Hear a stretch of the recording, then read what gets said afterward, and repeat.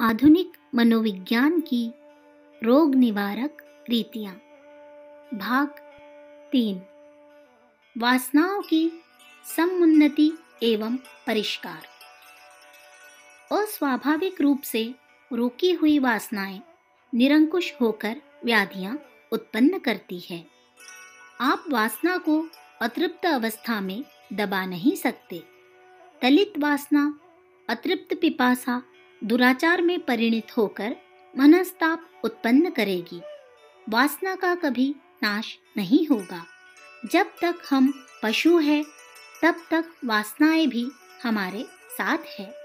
कितने ही व्यक्ति अविवाहित रहने का प्रण कर डालते हैं या सांसारिक विराग धारण कर अपनी इच्छाओं, वासनाओं को बुरी तरह कुचलते हैं। वासना के मार्ग में रुकावट डालना अत्यंत अप्राकृतिक कार्य है। उचित यह है कि निर्णय करके वासना का मार्ग किसी दूसरी दिशा में मोड़ दे, उसे परिमार्जित करे, उसमें से गंदगी निकाल दे।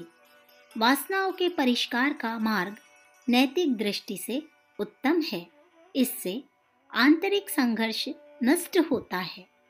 मनुष्य को आंतरिक क्लेशों से बचाने के लिए अपनी प्रकृति में, अपनी आत्मीयता में, अपने आप में स्थिर होना चाहिए। आप अपनी वासनाओं का मार्ग भक्ति के रूप में खोल सकते हैं। छोटे छोटे जानवरों, पक्षियों, फूल, पेड़, बेल इत्यादि के अध्ययन मनन में कला के विभिन्न रूप जैसे चित्रकारी, संगीत, काव्य लेखन, पच्चीकारी, नृत्य, परोपकारी, पूजन, धर्म प्रसार, उपदेश इत्यादि के अनेक भागों में आप अपनी कुत्सिक वासनाओं की कलमश धो सकते हैं। किसी ललित कला को लेकर अपना सब कुछ उसमें उड़ेल दीजिए। परिष्कार के लिए लोक संग्रह का कार्य परम पुनीत है। हम जो कुछ भी करें उसी में लिप्त न रहकर उन्हें भगवान को अर्पित करें। प्रत्येक कार्य को भगवान का समझकर ही करें। अपने आप को भगवान के हाथ का एक औजार मात्र समझे। हम जो कुछ करते हैं वही कराता है, ऐसी भावना बड़ी परिष्कारिणी है। निष्काम मन से परोपकार, जनता की सेवा में प्रवृत्त हो जाइए। निष्काम कर्म के आचरण से मन में किसी प्रकार का स्वार्थ, ईर्ष्या, द्वेष, प्रलोभन नहीं रह जाता। सुकर्म करने वाला मनुष्य विविध इच्छाओं से वशीभूत होकर अनेक प्रमादों में फंसता है, किंतु निष्काम कर्म करने वाले का दिव्य हेतु केवल परमात्मा तत्व की प्राप्ति ही रहती है। वस्तुतः वह सिद्धि असिद्धि, दुख, क्लेश में भी एक सा बना रहता है। सांसारिक कामनाओं में लिप्त न रहने के कारण उसे दुष्ट मनोविकार अधिक नहीं सताते। इस विषय में श्री गीता जी का वचन स्तुत्य है। समत्व बुद्धि वाला मनुष्य पुण्य तथा पाप को इसी लोक में त्याग देता है, अर्थात उनमें लिप्त नहीं होता। अतः समत्व बुद्धि योग के लिए आवश्यक है। यह समत्व बुद्धि रूप योग ही कर्मों में चतुरता है, अर्थात कर्म बंधन से छूटने का उपाय है। वासनाओं की यह समुन्नति ही मानसिक रोगों से मुक्ति पाने का सर्वोत्तम मार्ग है। यह मार्ग प्राकृतिक भी है।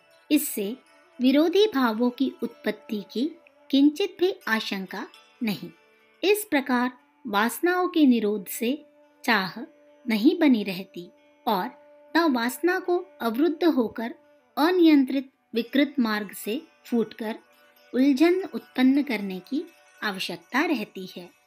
इस प्रकार दूषित मनोवृत्ति को अपने स्थान से हटाकर नवीन वृत्ति भी अच्छा उपाय है।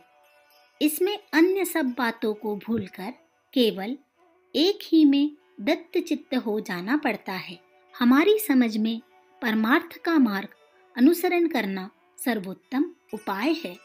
धर्म बुद्धि एवं मैत्री भावना के आभास से व्याधियां उत्पन्न ही नहीं होती।